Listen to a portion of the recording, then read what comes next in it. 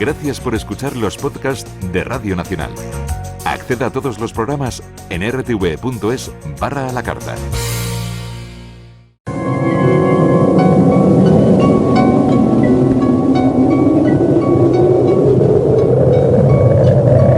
Solo cuando el túnel está en la más absoluta oscuridad es cuando puede volver otra vez la luz.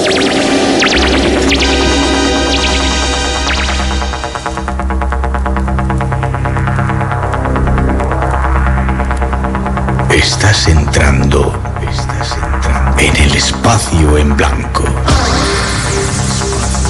Una puerta a nuevas dimensiones de la existencia. Una nueva perspectiva sobre la realidad. Espacio en blanco.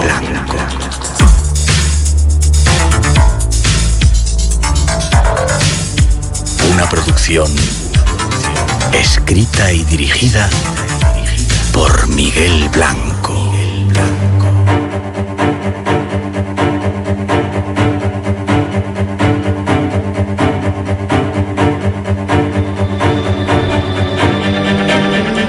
Hola, buenas noches. Llegó la cita con los misterios. 2 horas tenemos por delante para viajar por esos mundos que nos gustan y es un placer que estés ahí con nosotros.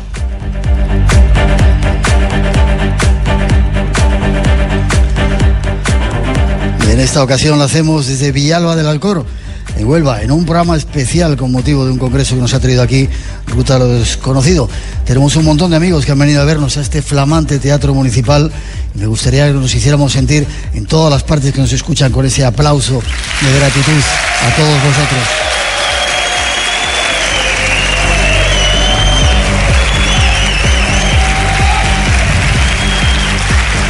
La gratitud a ti, también, no solamente a los que habéis venido a vernos, sino a todos los compañeros que han hecho posible este programa especial. En la producción técnica, los servicios centrales y exteriores de Radio Nacional, Pablo López García, nuestros técnicos en Madrid esta noche, Rubén de Felipe, Elena Trapero y Juan Luis Sánchez, y los técnicos que han venido aquí desde diferentes partes de España, Emilio Requena y Rafael Martos. Dar las gracias también a nuestro técnico de luces y sonido de este teatro municipal, Pedro Roldán. Como veis, todo un despliegue de gente para que llegue hasta vosotros este mágico sonido.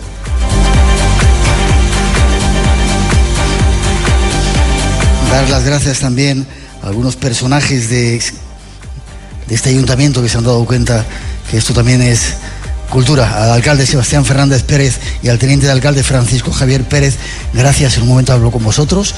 Gracias por daros cuenta de que esto es cultura y sobre todo por darnos la oportunidad de poner en el mapa este increíble pueblo que yo no conocía. Gracias.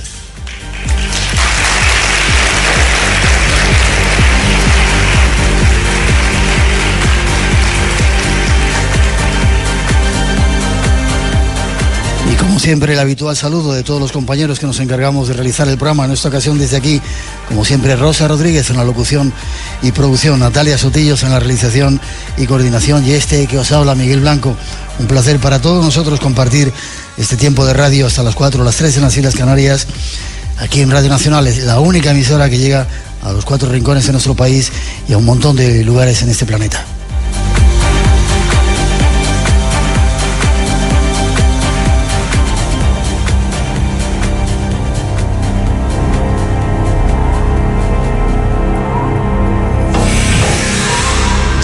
Y antes de comenzar, tenemos un montón de invitados esta noche esperando. Algunos de ellos seguramente le vamos a tener que pedir perdón por la falta de tiempo. Saludar al responsable de esta historia, Alfonso Neto. Buenas noches, Alfonso. Muy buenas, Miguel, ¿qué tal? La que has liado, cachopamón, ¿eh? Ya te ves. Hace tiempo, no sé dónde era, ¿no? Que me decías que querías hacer un congreso. Murcia. Ya te dije que quería venir a Huelva y aquí estamos. Para que tú veas. Los sueños se hacen realidad, ¿verdad? Sí, se hacen realidad. Ahora sí que veo que realmente los sueños se materializan y cuando lo logras es cuando realmente te sientes completo, la verdad. Yo me alegro, sobre todo por el trabajo que has hecho, el trabajo que estás haciendo y las atenciones que nos has dado en todo este tiempo. Que haya muchos congresos más. Claro que sí. Saludar a Francisco Javier Pérez. Buenas noches. Tú fuiste también, eres un oyente nuestro, ¿verdad? Teniente de alcalde del ayuntamiento, ¿no? Así es. Eres un oyente. Total y absoluto desde hace muchísimos años, desde que era un adolescente. ¿Te sigue gustando el espacio en blanco? Cada vez me apasiona más, cada vez lo sigo más y desde luego lo que quiero pedirle a Dios es que esto siga muchos años más, Miguel. Ojalá sea así. ¿Cómo te sentó la idea de que llegara Alfonso y te dijera que quiero hacer una cosa de misterio? Bueno, tú estás metido en estos temas. Luego le preguntaré al señor alcalde que está aquí, que no nos conocía, creo. Pero a partir de ahora nos va a conocer. Seguro. ¿Cómo fue? Bueno, era una inquietud que teníamos el equipo de gobierno desde que tomamos la rienda del ayuntamiento, porque en nuestro pueblo hay muchas personas interesadas en el mundo del misterio. Entonces teníamos mucho interés en que en Huelva, como bien acabas de decir, tuviéramos un evento de esta importancia y hacerlo desde un punto de vista absolutamente serio, como hemos estado haciendo durante estos días y felizmente mañana cuando termine, de manera que la gente entienda que el mundo del misterio es algo serio, es interpretado y estudiado por personas muy serias, con mucho estudio, con muchas horas de trabajo detrás, y esa era un poco la idea que queríamos hacerle llegar a la gente. Yo creo que les ha llegado absolutamente. Yo te lo agradezco mucho, Francisco. Te pido disculpas por las molestias que te hemos causado, que no sea la primera vez, sino que hagamos muchas más. Y hay mucha gente que se ha quedado con ganas de venir al Congreso, ¿verdad? Sí. Tenéis un palacio súper chulo, pero estaba todo agotado ya. Sí, efectivamente. Tenemos un palacio con un aforo relativamente pequeño, de 180 localidades, y la verdad es que este año, por ser primero, hemos tenido que dejar fuera muchas personas que estaban interesadas en venir, y prácticamente podíamos haber llenado perfectamente 2 teatros como este. 2 teatros, seguro que sí. Te doy las gracias. Avanza un poco la página web, aunque lo va a decir el alcalde de vuestro... Avánzalo tú, que luego con el alcalde tengo otra historia ahí pendiente. De tu pueblo, para que lo conozcan. Yo me he quedado súper sorprendido. A veces me vanaglorio de que conozco casi toda España, porque me la he pateado por de acá para allá. Por aquí había pasado, pero nunca había parado en Villalba, del Alcor, y sin embargo tiene unos sitios increíbles que ahora el alcalde nos va a descubrir. Forma de contacto, página web.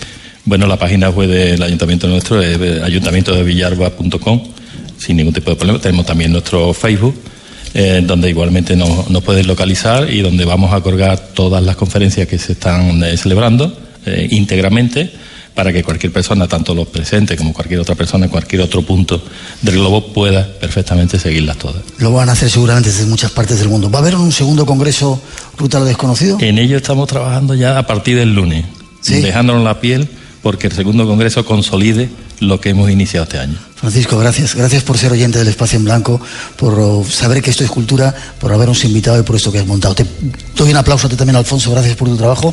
Casi os despido porque hay un montón de invitados. Gracias.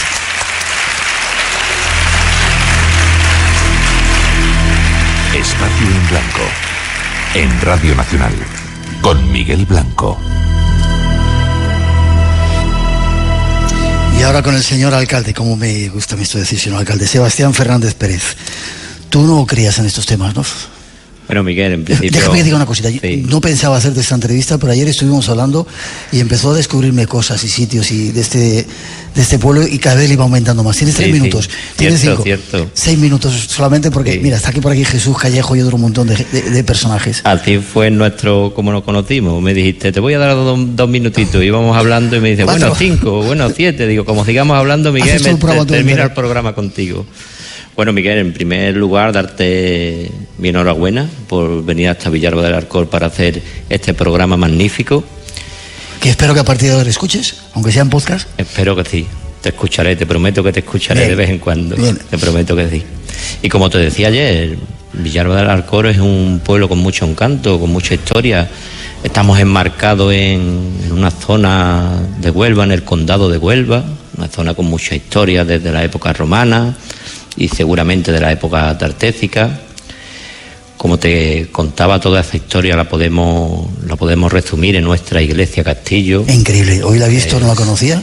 Es tremenda esa iglesia, súper original, además, llena de mezclas de estilos. Tiene de mezcla, está datada del siglo XII, es almohade, pero también tiene estilo gótico, mudéjar, y seguramente esta iglesia habrá recogido mucha historia de nuestro pueblo. Pero igualmente tenemos un convento del siglo XVII, que actualmente sigue siendo un convento de carmelitas con sus monjas de clausura.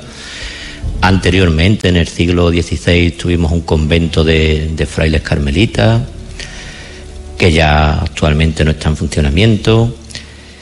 Más historia, te comentaba lo de la bodega del diezmo. la bodega del diezmo, donde se recaudaban los impuestos, que es un edificio que sigue en pie, que es del 1600 también, y donde Cervantes... ¿Estuvo Cervantes? Donde Cervantes estuvo por aquí, por esta zona, o en su época de recaudador de impuestos. Y parte de esa historia también está en nuestras cazas que tenemos en nuestro casco histórico. Tenemos cazas del siglo XVIII, del siglo XIX... En fin, uno puede dar un paseo por nuestro pueblo y volver a esa historia pasada. Y te recordaba también los hechos históricos, algunos hechos históricos o personajes históricos, donde esta zona siempre ha sido muy vitivinícola, donde nuestra riqueza y nuestra vida ha ido ligada en torno al vino. Y tenemos como gran hecho histórico que la primera partida de vinos hacia América, que se llevó Colón, está datada en el Archivo de Indias, que salió de aquí, de una de las bodegas de Villalba del Alcor. Una bodega como donde está hecho este teatro, donde estamos hoy, Miguel. Es una bodega antigua, una bodega donde este pueblo tenía infinidad de bodegas. Es increíble la cantidad de cosas que uno descubre cuando rasca un poco la historia. Washington Irving, ¿me dijiste algo? Bueno, este lo estaba dejando para el final. Hablando de esta historia de Colón y del vino, pues Washington Irving, en una de sus rutas, pues hizo la ruta que hacía Cristóbal Colón. Vino desde Sevilla, recorriendo los pueblos por donde pasó Cristóbal Colón hasta la zona de la Rábida, y en uno de sus diarios pues describe, con esa gran literatura que tenía, pues nos describe que estaba alojado en una posada, que había pagado 2 reales, que comió liebre no sé cuánto, que dormía escuchando las campanas de una torre.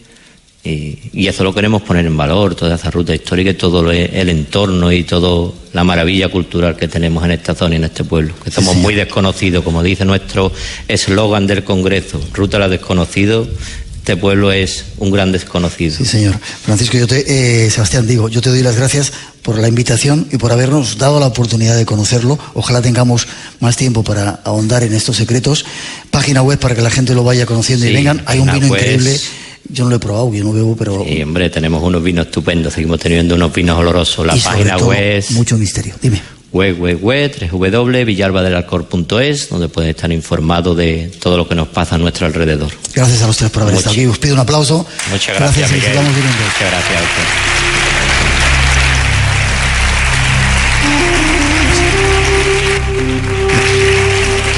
Y ahora, despidiendo a estos primeros invitados, nos vamos con una primera introducción que nos va a hablar de algunos de los misterios que queremos contaros esta noche. Después de eso que ofrecen nuestros compañeros, os lo contamos.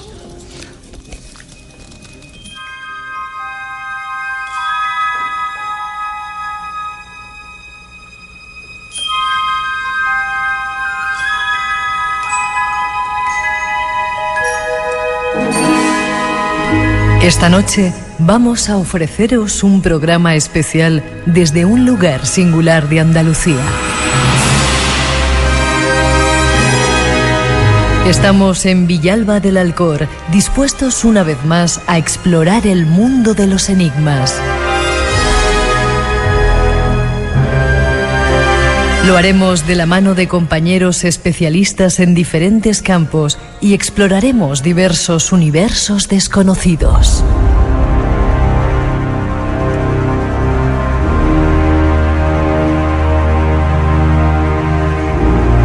Tendremos, entre otros temas, las pruebas de que Colón no fue el primero en llegar al nuevo continente conocido como América.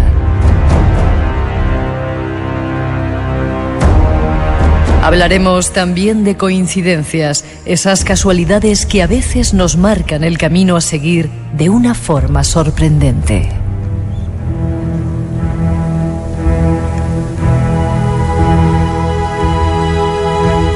Tendremos unos minutos también para escuchar algunas voces aterradoras del más allá. La transcomunicación lo llaman. Esta noche será también objeto de nuestra curiosidad.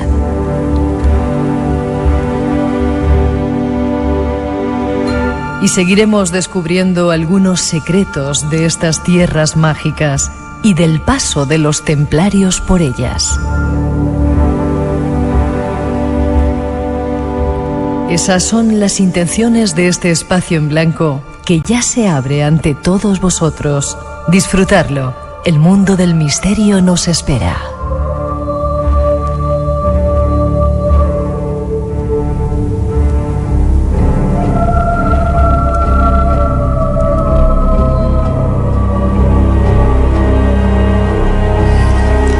Ahí están las intenciones. No sé si nos va a dar tiempo a todo esta noche, porque hay un montón de invitados que a mí me gustaría que pasaran por aquí, pero creo que desde este pueblo, desde Villalba del Alcor, tenemos para hacer muchos programas. Saludar a nuestro primer compañero, Jesús Callejo. Buenas noches, Jesús. ¿Qué tal, Miguel? Ya estamos en otra metidos, ¿eh?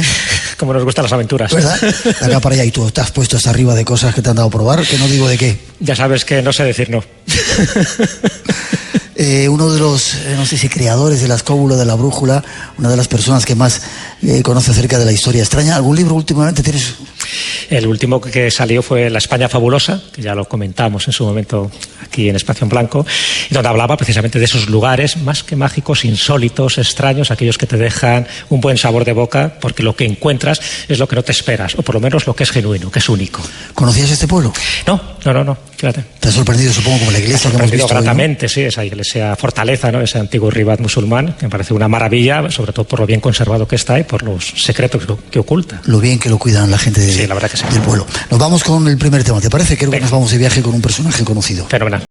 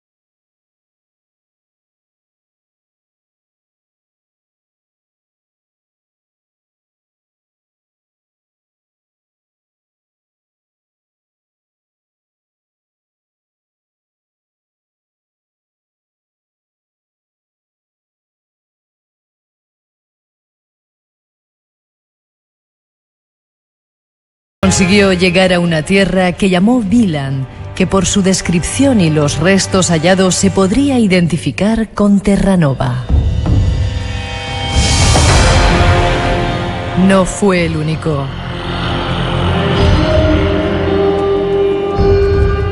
Chen He fue un militar, marino y explorador chino, especialmente conocido por sus expediciones navales realizadas entre 1405 y 1433.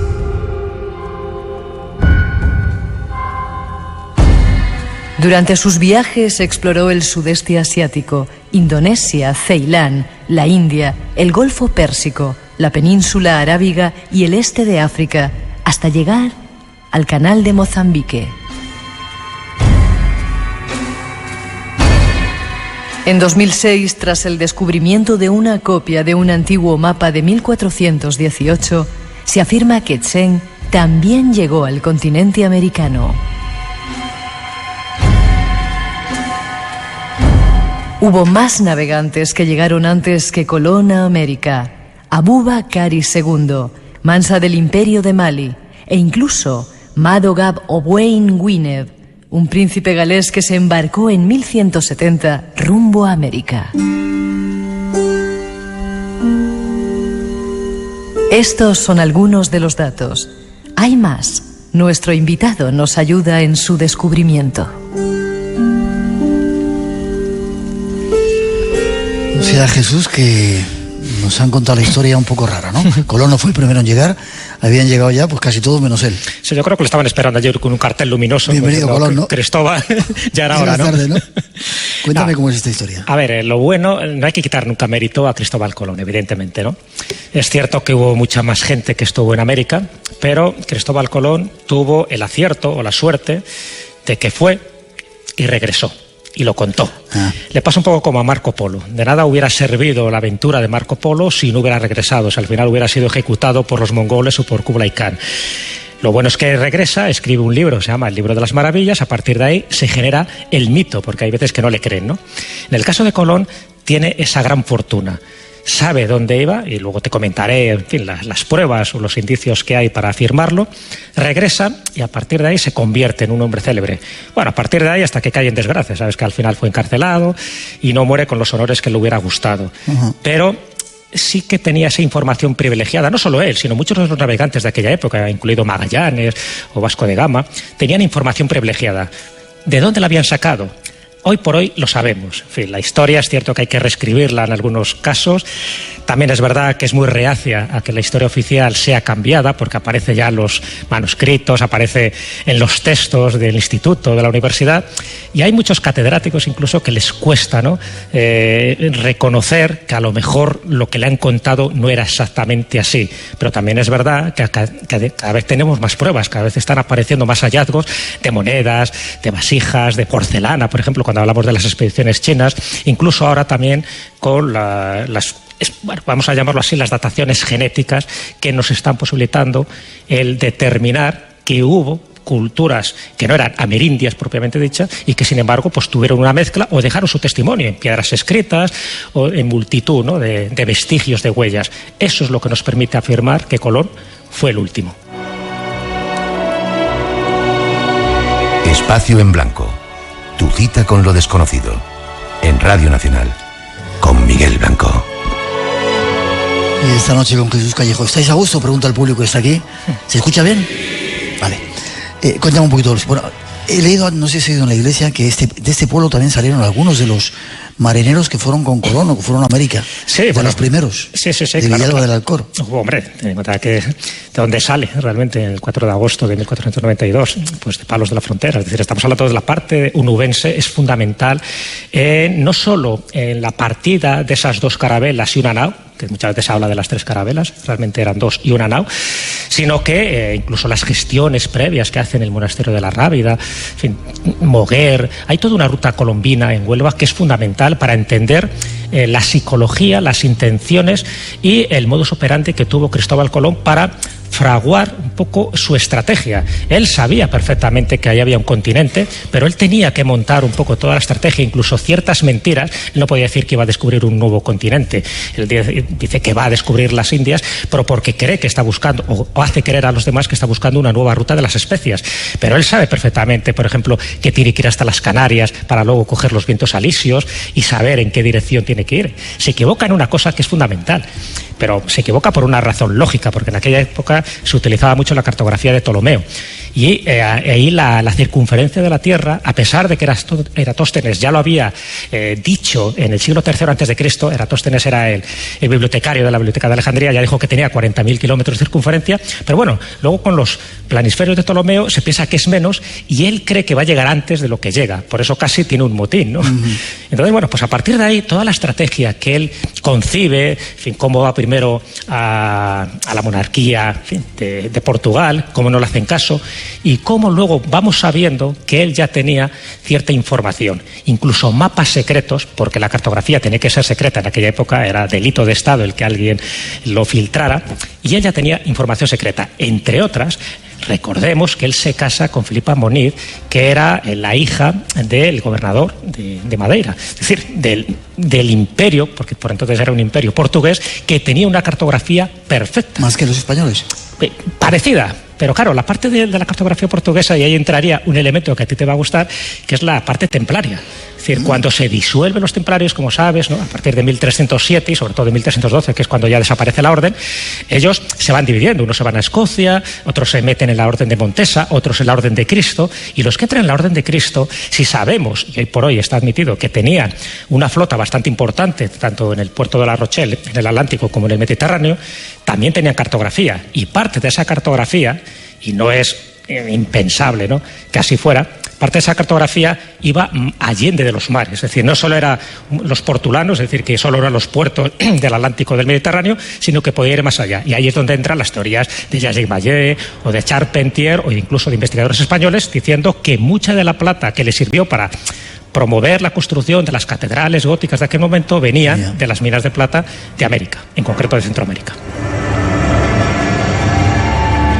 Yo, Jesús, contigo me estaría toda la noche, pero tenemos otros invitados esperando. ¿Dónde saca la información? ¿Qué información poseía especial Colón para poder hacer ese viaje y pergeñarlo todo, planearlo todo de esa manera? Colón era un tío listo, él sabía perfectamente todas las travesías anteriores que se habían hecho, los intentos. Bueno, dicen que también tuvo información privilegiada de un piloto anónimo, ¿no? Que al final no era tan anónimo porque sabemos hasta el nombre, y que le pudo haber dado un pequeño mapa. Fue uno de esos náufragos, ¿no? Que de casualidad llegó a las costas americanas, llegó, dicen que le encuentra en La Gomera, y a partir de ahí, pues bueno, le da información. Claro, si eso lo juntas, esa información del piloto anónimo, del prenauta, como también se le llama, lo juntas pues con el acceso que tuvo al archivo gracias a que su suegro pues era el gobernador de Porto Santo en Madeira. Si lo juntas con lo que dicen algunos autores como Gavin Menzies, que él tuvo cartografía que manejaron los chinos. Los chinos, si es verdad, toda esa expedición de Zheng He, lo que pasa es que luego quemaron aquello, en fin, hay toda una especie de intríngulis dinástico cuando la dinastía Ming desaparece y queman todos los registros. Eso es lo que nos ha impedido ahora tener todos los datos. Pero bueno, se hacen copias, y una de las copias era ese mapa de 1418, y otros dicen que es un mapa 10 años después, de 1428. Aparece también descrita toda la costa de Sudamérica, que sin contar lo del Piri Reis, que eso ya daría para otra aventura, ¿no? Que se sabe que se hicieron copias, entre ellas, por ejemplo, Nicola da Conti, que parte de esa flota del Tesoro llegó a Italia, y que ahí se hicieron copias, pero copias secretas, porque claro, estaba revelando un tipo de información de alto estado y tan sensible que no podía circular.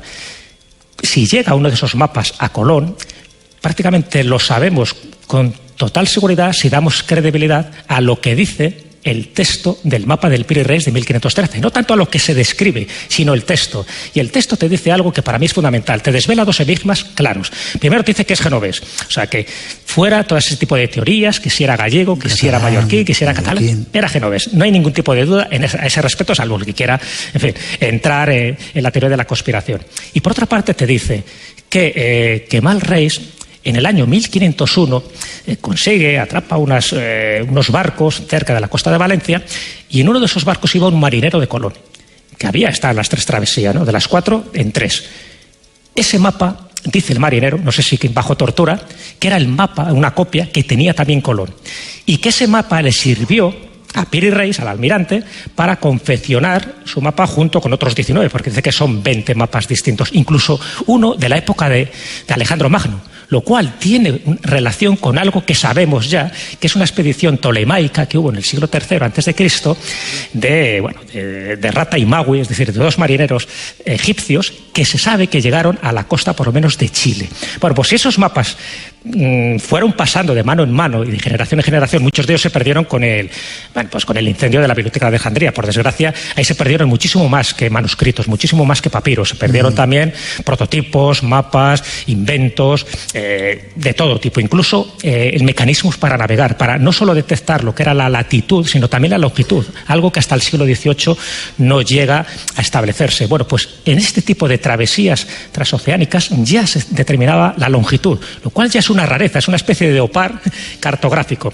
Si es verdad lo que cuenta ese marinero capturado en 1501 y esa copia la tenía un marinero, ¿cómo no la va a tener el almirante? ¿Cómo no la va a tener Colón? Si a eso le juntas las capitulaciones de Santa Fe, donde ya dice claramente que él que ya ha descubierto esas tierras, que se autonombra todos los cargos que te puedes imaginar, que quiere el diezmo de lo que se vaya a encontrar. Él sabía perfectamente lo que se iba a encontrar. Entonces, si vas uniendo las piezas como si fuera un puzzle, al final no hace falta ser Sherlock Holmes para saber que sabía perfectamente dónde iba, lo que iba a encontrar. Lo único que se equivocó fue en las distancias.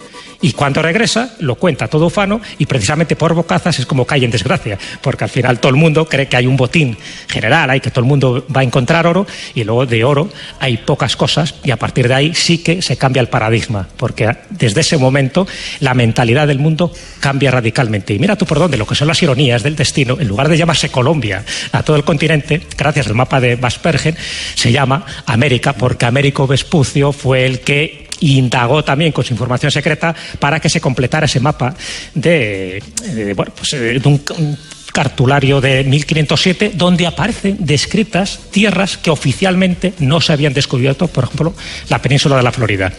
Entonces, por eso digo que si vas analizando todo este tipo de cartografía secreta, todos los indicios, incluso el epitafio de la tumba de Inocencio VIII, que también es muy revelador, las teorías más raras que te puedes imaginar sobre si hubo templarios, sobre fenicios, incluso monedas romanas que se han encontrado. Y ya no te hablo de vikingos, porque lo de los vikingos ya está demostrado. Sería para otro capítulo. A nadie se le ocurre decir ahora que los vikingos no estuvieron en el año 1000 en la zona de Labrador, de Terranova y del mar de Baffin. Está claro. Entonces, conclusión. Colón llegó, regresó, lo contó, le aplaudieron y al final le encarcelaron. Jesús, te digo que estaría contigo toda la vida escuchándote. Forma de contacto.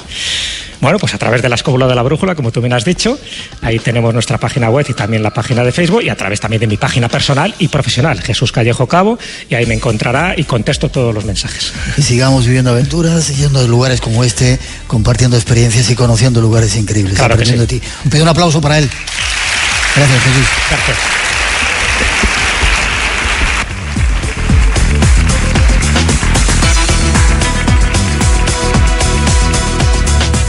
Espacio en Blanco.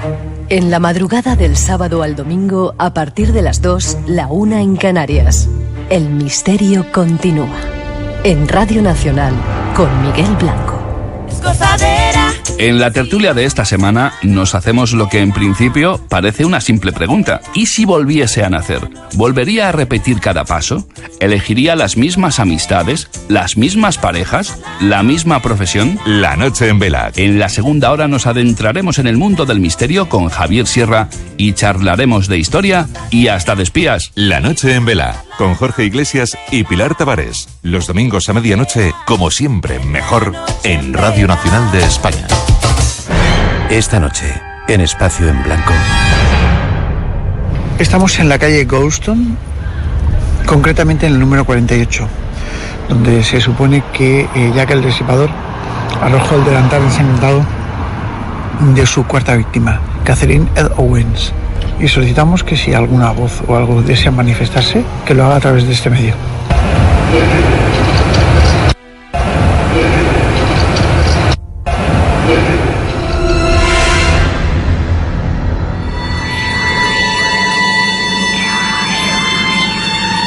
Seguimos, programa especial esta noche desde Villalba del Alcor con un montón de invitados que se han acercado hasta nuestro estudio. No os perdáis esas voces del más allá que van a venir dentro de un momento. Saludar a nuestro segundo invitado, Josep Pizarro. Buenas noches, Josep. Muy buenas noches, Miguel. Vaya barba que te has echado. Cosas del destino, porque yo no creo en la casualidad, y lo sabes. Compañero desde hace mucho tiempo, trabajas ahora, colaboras en el programa de televisión Hora Punta, ¿se llama? Así es, con Javier Cárdenas, buen equipo de Radio Televisión Española, donde estamos todas las noches dando caña y de vez en cuando también sobre el misterio. Qué bien. Como no tengo mucho tiempo, has sacado unos libros hablando de casualidades. Escucha esta introducción que tenemos preparada.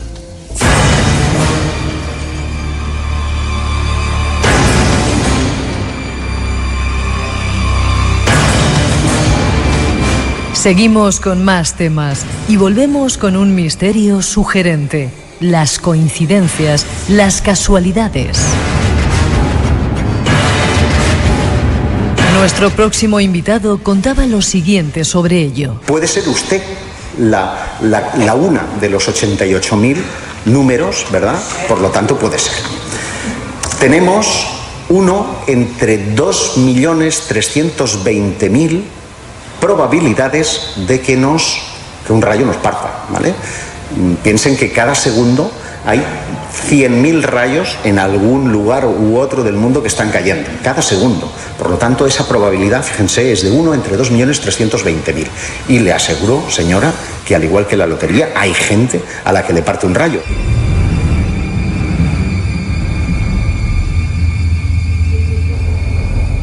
El mundo de las casualidades vuelve al Espacio en Blanco para intentar comprender cómo funciona.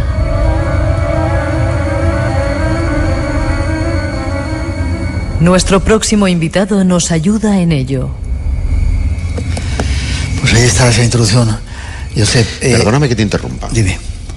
Te confieso, les confieso, a los de casa, a los de la ¿No te han auditorio. aplaudido? Sí. Un aplauso os pido para José Guijarro, nuestro segundo invitado esta noche. Tercero o cuarto ya. Perdón. No me roben tiempo, que tenemos muy poco y muchos invitados. Les confieso que no habíamos pactado qué temas íbamos a tratar, ni tampoco que había un jingle previo de La Noche en Vela. Y precisamente fue en ese programa donde una oyente de Radio Nacional me contó que 3 rayos, 3 no 1, o sea, si la probabilidad de 1 es de 2.300.000, tú imagínate 3 veces, había impactado contra ella. Yo me quedé, estaba Nieves Herrero allí presente, estábamos todos alucinados, porque una cosa es contarlo, otra que sean los propios oyentes de la radio quienes testimonian que aquello es verdaderamente real. Y claro, me ha llamado la atención primero que viniera el jingle de La Noche en Vela, que después sacaras el tema de los rayos, y digo, esto ya es casualidad. Ya las ves en todos los sitios, ¿eh? Y como encima, esto no te lo ha dicho el alcalde, pero el lugar en el que estamos, hay también bicho, dicen que hay fantasma en este teatro, y hay leyenda. Ya lo había notado. No me extraña, no es por casualidad. Pero tenemos poco tiempo, claro, no es por casualidad. ¿Cómo funciona este tipo de casualidad? Hombre, si lo supiera 100%, pues no sé si el premio Nobel, pero algún premio científico tendría. Yo soy un curioso que me ha aproximado. Y como, en mi humilde opinión, te diría que hay algo luminoso detrás de todo esto. ¿Luminoso? Oscuro. Es decir, no, cuando digo luminoso me refiero a Dios, me refiero a algo sobrenatural. Porque después de la experiencia te digo que para mí hay 2 teorías fundamentales. La primera, la de la probabilidad, ya queda absolutamente descartada, habida cuenta de que hay sucesos, como el que escuchábamos ahora en el magnífico reportaje, que la desafían. La ley de la probabilística queda absolutamente derrotada. Por lo tanto, le doy credibilidad a la que habla de la percepción. Es decir, somos nosotros quienes queremos encajar los hechos y no los hechos quienes tienen significado. Esta sería la teoría psicológica.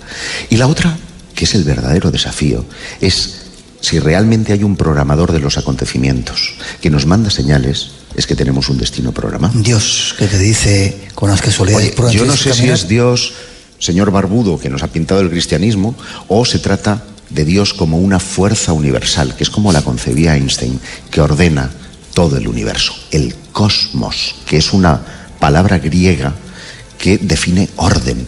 Y si tú te fijas bien, todo el universo es orden. Y cuando algo, un acontecimiento, un cataclismo desordena, al final vuelve al orden. Parece que eso está en el ADN de la propia creación. Y si los afines tienden a encontrarse, los acontecimientos tienden a encontrarse, si les dudamos de significado, es que hay un destino y que todo está programado, más allá de las 2 certezas que tenemos, que es la vida y la muerte.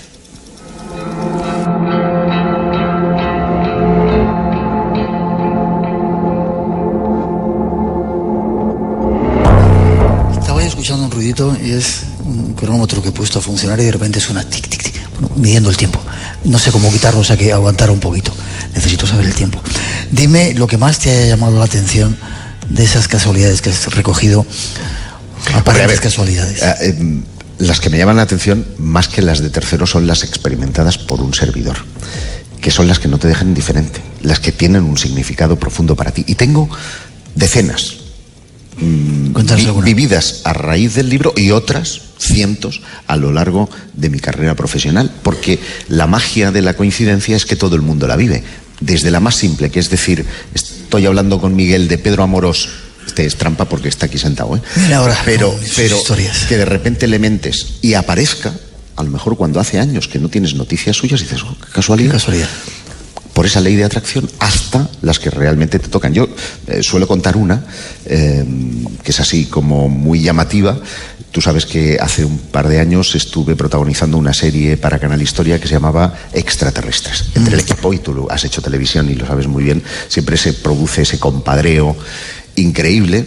Estábamos en medio del monte, rodando, y Dani Úbeda, que era el operador de cámara, me dice, Josep, ¿te importaría acercarte hasta el coche y traerme el filtro? No me acuerdo cuál era. Y yo me acerco al coche y cuando estoy en el coche pienso en que los vehículos modernos tienen un cierre temporizador que cierra la puerta, hayas o no dado al botoncito. Y digo, ¿y si le digo a estos 2 mamones que están aquí a ver cómo reaccionarán, estamos en medio del campo, me van a poner, ¿sabes?, esa broma que tú quieres hacer. Y en aquel instante, que es pensar, voy a decirles que dejo la llave y se ha cerrado el coche, me llaman por teléfono móvil. Y era hoy mi esposa diciéndome, histérica, Josep, tienes que echarme un cable, ¿dónde estás? Porque digo, estoy currando, estoy en medio de la montaña. Dice, es que he dejado las llaves dentro del coche, accidentalmente la puerta se ha cerrado y no puedo abrir. Es decir, lo mismo que yo había pensado para hacer la maldad, me había vuelto a mí. Yo digo en uno de los capítulos de mi libro que creer es crear. Y al final, es verdad que solemos crear, y solemos crear mejor nuestros miedos que nuestros anhelos.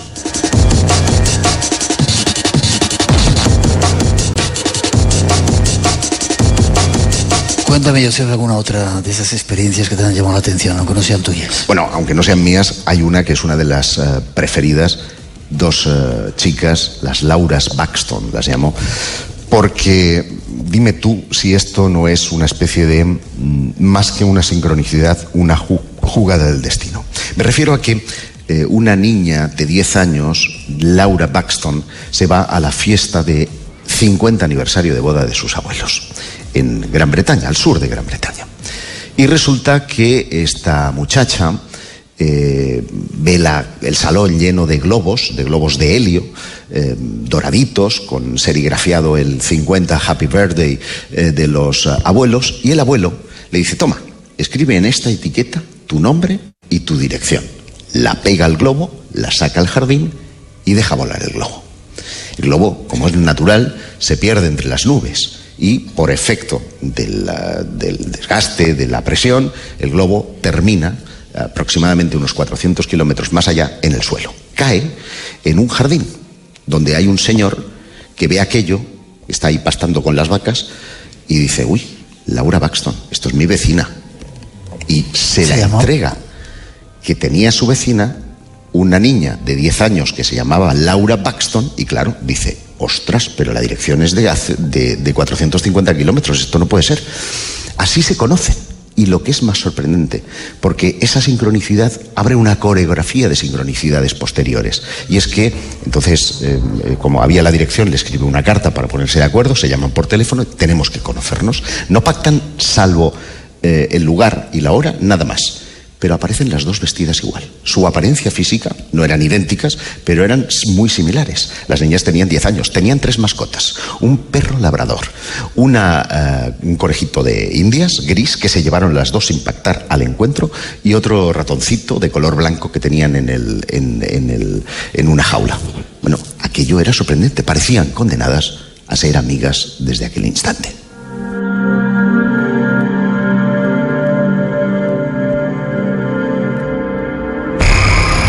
¿Quieres contarme algo más? Sí, y esta es muy reciente porque es conocida aquí en Villalba del Alcor. Estuvimos degustando en las bodegas del pueblo al lado de La Palma con Alfonso, Luis Felipe, os lo recomiendo. Oyente del Espacio en Blanco. Oyente, gran admirador además tuyo. Y hoy ha traído a su mujer. Y me ha contado una anécdota muy curiosa. No sé si está en el WhatsApp, pero en cualquier caso me contaba. Dice, mira, recuerdo que, un recorte de periódico en el que contaban una noticia de una niña. Esa niña estaba ahí fotografiada y 20 años después terminó siendo su mujer. ¿Qué me dices? Coincidencias de la vida. Qué curioso. Y lo de los hermanos gemelos que de repente... Claro, fíjate... ¿Gemelos? Yo no sé si gemelos o... Sí, se trata de gemelos. Y esto nos entronca con un doble misterio, porque tú sabes que en parapsicología y también en psicología social y en muchos otros campos de la investigación científica se ha intentado trabajar mucho en saber por qué los gemelos univitelinos parecen tener muchas veces vidas paralelas. Hay casos sorprendentes, yo narro alguno tanto en el Coincidencias Imposibles como en el Más Coincidencias Imposibles, de hermanos que han sido separados o sea, hermanos gemelos que han sido separados desde el nacimiento y han sido dados a adopción y han tenido vidas separadas, y después, cuando al término de los años, 20 años más tarde, se han unido, se habían casado con mujeres que tenían el mismo nombre, habían puesto los nombres de pila de los primeros hijos exactamente idénticos, habían escogido profesiones similares, las mascotas tenían las mismas, y tú dices, bueno, ¿cómo es posible esto si no existe una comunicación? Bueno, parece que ese lazo misterioso, ignoto, que dan los genes puede de alguna manera relacionarse con esas ideas que tienen que ver con los archivos acásicos, que tienen que ver con cómo fluye la información, cómo accede nuestra consciencia cuando nosotros decimos, hace años que no veo a fulanito de tal, en ese momento estamos accediendo a un registro invisible que mueve los hilos para que esa persona aparezca, del mismo modo que esos gemelos están de alguna manera unidos más allá de lo genético, más allá del ADN, en una conexión, llamémosle, universal.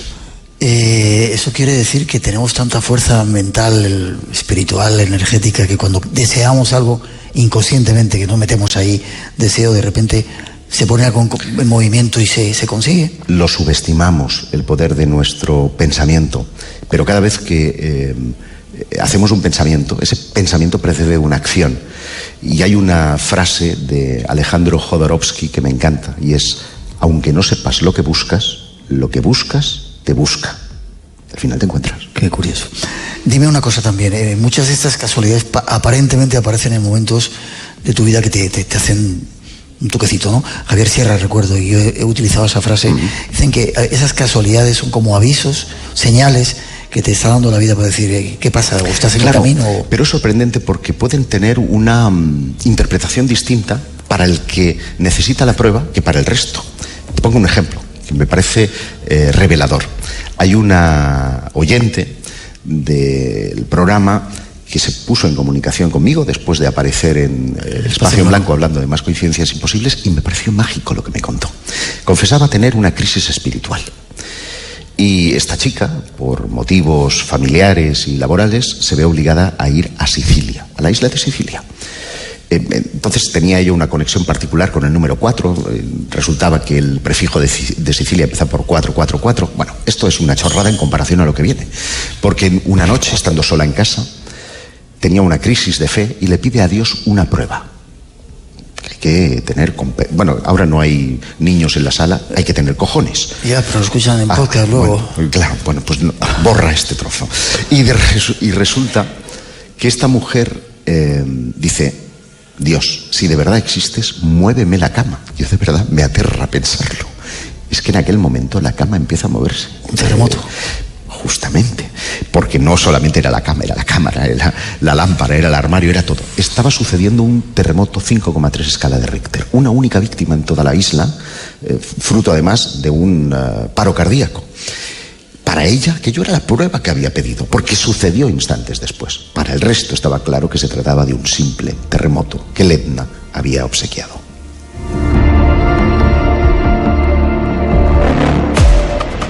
Tenemos casi que terminar, tratar de sacar conclusiones. Tú que llevas metido en este asunto tanto tiempo, ¿qué pasa? Pues pasa ¿Somos que... nosotros... Pasa que en una parte... Yo recuerdo una historia de un libro que no sé quién había escrito, lo dejó en el metro y no sé cuánto tiempo después. Era un actor, me parece, Anthony Hopkins, ¿no? Anthony Hopkins. Sí. ¿Sabes qué dicen? Que me parezco a él. Estaba un día en Austria y me llega, os cuento esto, no suelo contarlo, me llega una señora y me dice, ¿me da un autógrafo? Y dije, qué raro que no me conozcan aquí en Austria, ¿no? La figura de Miguel Blanco, me gustan mucho sus películas, El silencio de los corderos. Y digo, pero si yo no tengo nada que ver con ese señor. Bueno, pues ese señor perdió un libro, ¿qué pasó? Cuéntame. Perdió un libro. Tenía que estudiar el guión relacionado precisamente con ese libro que se dejó olvidado en el metro. Bueno, el caso es que un tipo recoge ese libro, teoría no ve nada especial, lo lee tal, y avatares de la vida, el libro vuelve a Anthony Hopkins con las propias anotaciones, con todo lo que necesitaba precisamente, porque Hopkins además había ido ese mismo día a 3 librerías distintas buscando el libro y no había manera de encontrarlo. Y hete aquí que el libro volvió a él. Hay una especie de conexión mística, misteriosa entre objetos y personas que cuando uno necesita no solo pruebas, sino a veces señales, a veces una ayuda, esa nos llega casi como un regalo del cielo. Ya, ¿y cómo explicarlo? ¿O cómo utilizarlo? ¿O qué conclusión se puede sacar? Sinceramente, el fenómeno no se puede explicar. Hay tentativas de hacerlo desde la filosofía, desde la religión, desde la física cuántica. Prácticamente todos tienen una opinión al respecto, porque esto toca en el ADN fundamental de la existencia. Es decir, ¿qué hago yo aquí? ¿Tiene sentido? ¿Está todo pronosticado? ¿Es destino? ¿Qué decisiones puedo tomar yo que afecten realmente a ese hálito vital que estoy obligado a desarrollar? Pero, honestamente, nadie tiene una explicación. Yo siempre digo lo mismo. Hay que mantener la mente abierta a todo y no creer en nada. Por lo tanto, cuando una persona ve una matrícula en Capicúa y aquello le da una sensación especial, esos números, que tienen un valor numérico y un significado numerológico, pueden encerrar una clave. Interprétala, aplícala a tu vida. Y pasa lo mismo con situaciones y personas. Tú y yo, Miguel, ya tenemos una edad, aunque no lo parezca, porque tenemos aquí un pacto maravilloso. Y cuando miras atrás, estoy seguro, y piensas en las personas que has conocido, quienes te han dejado pozo, quienes te han defraudado, quienes te han dado la posibilidad de allanar el camino, te das cuenta que están jalonados de pequeños episodios, de pequeñas anécdotas, que si no hubieran sucedido, no estarías, no serías, no seríamos quienes somos. Y eso para mí entra en un valor tan existencial que de verdad creo que hay una fuerza, insisto, no sé si inteligente o metódica, que gobierna el universo, que nos gobierna a nosotros, que gobierna en definitiva los designios del mundo. Quizá, como decíamos hace un momentito en la charla, la vida puede llegar a ser nuestra aliada para hacernos todo mucho más sencillo, nuestra existencia. Sin duda.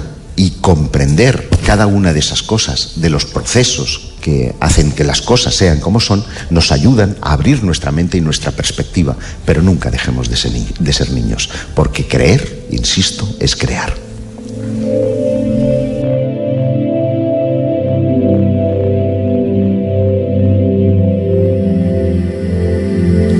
José Guijarro, llegado desde Barcelona, aquí están llegando invitados de diferentes partes. Jesús Callejo nos llegaba desde Madrid, León, tú desde Barcelona, gracias. Forma de contacto contigo. Pues hombre, te iba a dar el teléfono, pero entonces va a ser que no. Hombre, pueden hacerlo a través de la página los32rumbos.com, donde van a encontrar apasionantes viajes, no tan buenos como los que tú haces, ciertamente, pero donde hemos tenido oportunidad de viajar, y ahí está mi correo electrónico y pueden encontrarme. Muchas gracias, José. Os pido un aplauso para él, nuestro segundo invitado de esta noche. Gracias. Gracias.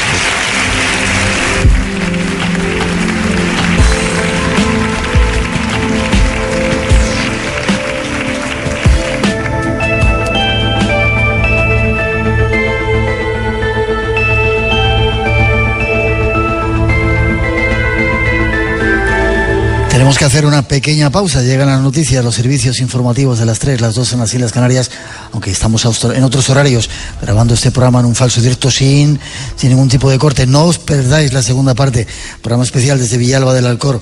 Llegan las voces del más allá. Si tenemos tiempo, os vamos a contar algunas historias de templarios, un método para viajar astralmente y mucho más en este espacio, solamente aquí en Radio Nacional de España.